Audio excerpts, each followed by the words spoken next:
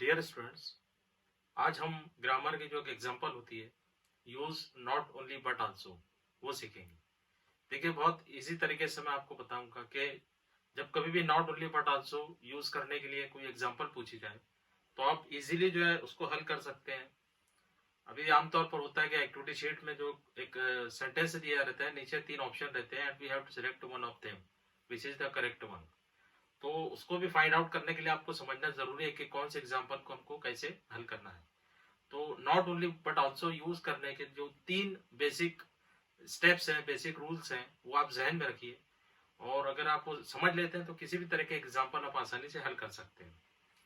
उसको हम अलग अलग एग्जाम्पल के जरिए समझेंगे। देखिए, पहला जो रूल है, बेसिक रूल है, how to use not only but also. उसको पहले हम समझते हैं।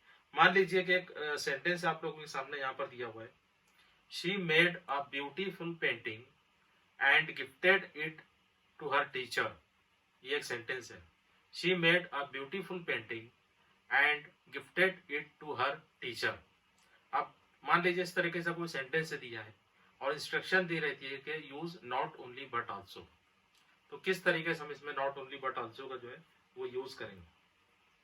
अब देखिए, ये जो सेंटेंस है इसमें अगर आप देखें तो हियर आर टू वर्ब्स, दो वर्ब इस सेंटेंस में, मेड एंड गिफ्टेड, ये दो वर्ब हैं।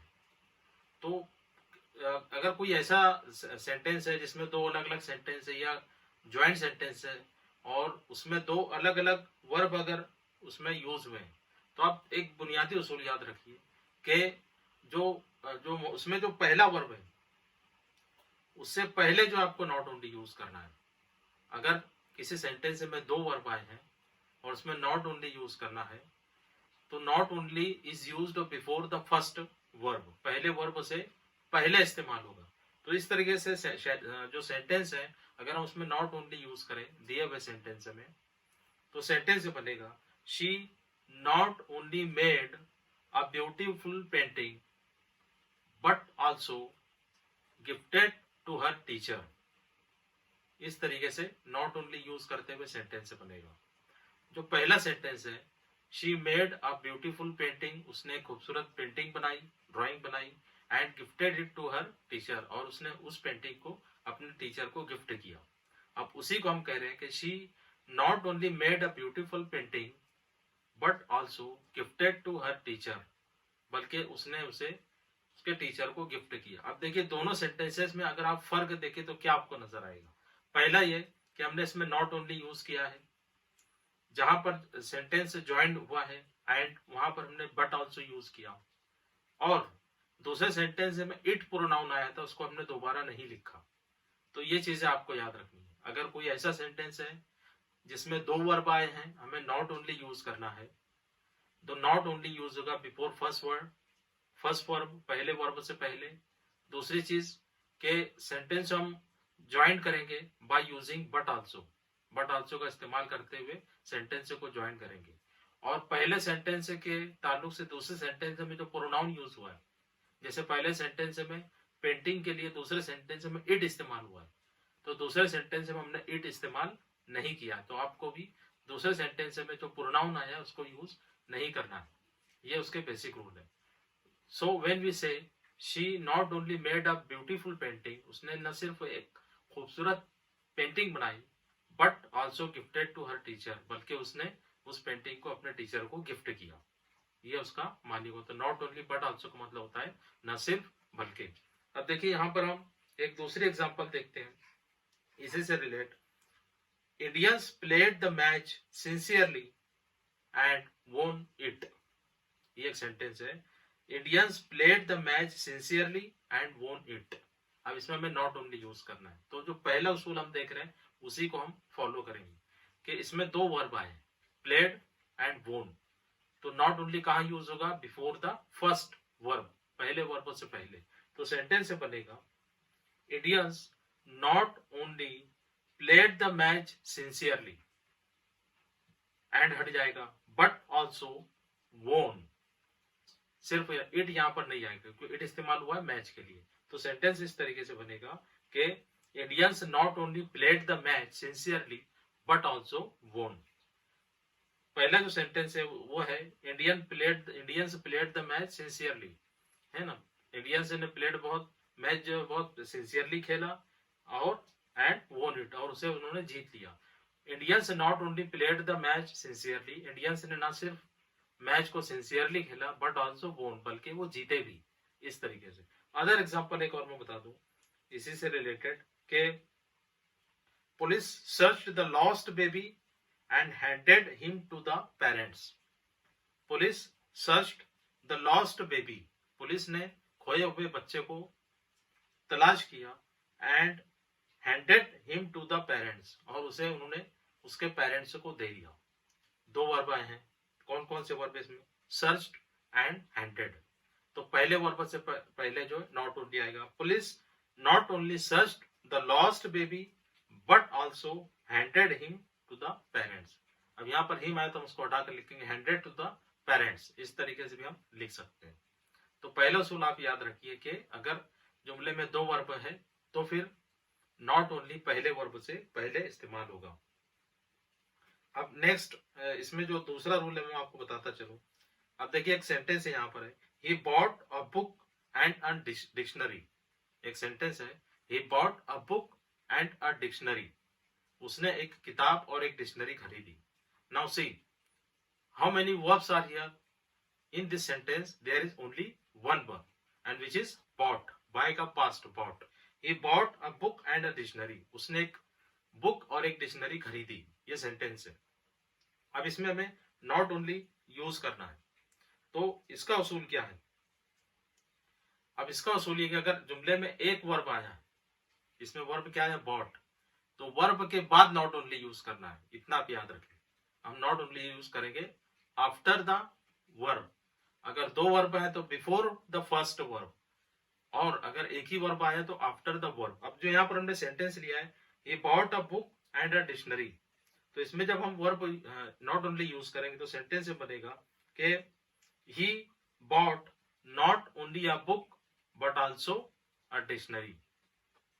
He bought not only a book, उसने न सिर्फ एक किताब खरीदी बट आल्सो अ डिक्शनरी, बल्कि एक डिक्शनरी भी खरीदी। इस तरीके से ये सेंटेंस बनेगा। नाउ नेक्स्ट एग्जांपल हम देखते हैं इसी से रिलेटेड।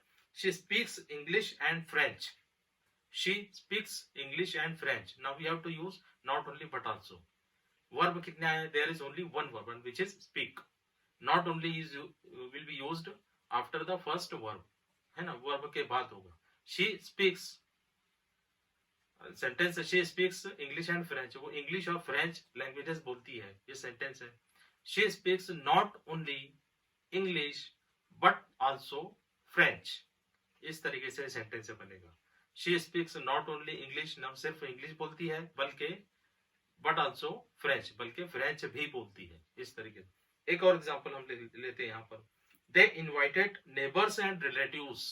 They invited, उन्होंने मदु किया, बुलाया, दावत दी।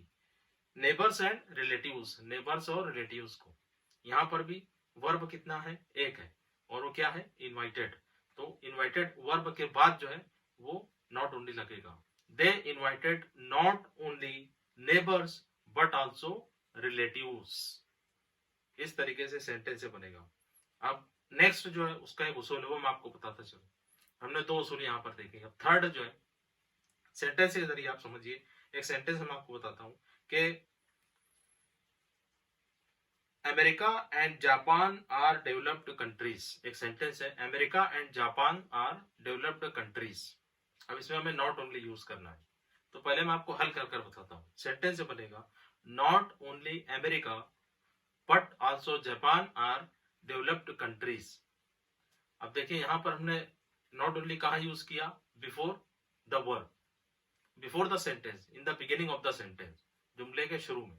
अब तीसरा उसूल मैं आपको बता दूं कि अगर जुमले में दो सब्जेक्ट आए, if there are two subjects in a sentence, दो सब्जेक्ट आए हैं तो नॉट ओनली यूज होगा बिफोर द वर्ब, वर्ब से पहले, या हम कहें कि सेंटेंस से पहले, in the beginning of the sentence, जुमले की शुरुआत में जो है वो नॉट ओनली यूज होगा। तो इस तरीके से सेंटेंस यहाँ बन रहा है कि not only America but also Japan are developed country, न सिर्फ अमेरिका बल्कि जापान भी एक डेवलप्ड कंट्रीज हैं। नेक्स्ट एग्जांपल देखते हैं, our parents and teachers care about us. Our parents and teachers care about us, ये सेंटेंस है। अब देखिए इसमें कितने सब्जेक्ट आए, दो, है ना। सब्जेक्ट यानी जिसके बारे में जुमले में कुछ कहा जा रहा है उसे सब्जेक्ट कहते हैं। तो here in this sentence there are two subjects, और वो क्या है, आवर पेरेंट्स एंड टीचर्स। तो नॉट ओनली कहाँ लगेगा, in the beginning of the sentence. Not only our parents but also teachers care about us. न सिर्फ हमारे पेरेंट्स बल्कि टीचर भी हमारी केयर करते हैं। इस तरीके से एक और एग्जांपल मैं आपको बताता चलूं कि Faiz and Firaq are the great poets of Urdu language. Faiz and Firaq are the great poets of Urdu language. अब देखिए यहाँ पर भी दो सब्जेक्ट है, फैज एंड फिराक, है ना, दो शायरों के नाम है। तो इसका मतलब नॉट ओनली लगेगा जुमले के शुरू में, not only Faiz but also Firaq are the greatest poet of Urdu language. इस तरीके से एग्जाम्पल हल होगी। तो आपने समझा होगा कि हम सिर्फ 3 जो रूल्स अगर याद रख लें तो आसानी से किसी भी तरीके की नॉट ओनली की एग्जाम्पल हम हल कर सकते हैं। एक मतलब मैं रिवाइज करूं कि पहला जो रूल रहेगा वो क्या रहेगा कि अगर मान लीजिए कि जुमले में अगर 2 वर्ब है तो नॉट ओनली जो यूज होगा वो पहले वर्ब से पहले होगा। अगर 2 वर्ब है तो बिफोर द फर्स्ट वर्ब। अगर किसी सेंटेंस में एक वर्ब आया है तो नॉट ओनली यूज करेंगे वर्ब के बाद। अगर किसी जुमले में 2 सब्जेक्ट्स आए तो नॉट ओनली यूज होगा इन the beginning of the sentence, जुमले के शुरुआत में। और बट आल्सो आपको पता है कि बट आल्सो जुमले को जोड़ने के लिए इस्तेमाल होगा। इस तरीके से हम एग्जांपल से हल कर सकते हैं। तो आई होप कि आपने अच्छी तरीके से इसको समझ लिया होगा। अब नीचे डिस्क्रिप्शन में मैं आपको टेस्ट दे रहा हूँ इसी टॉपिक से रिलेटेड, आप उसको अच्छी तरीके से हल करने की कोशिश कीजिए। Now in the next session we will meet with another topic. Till then good bye.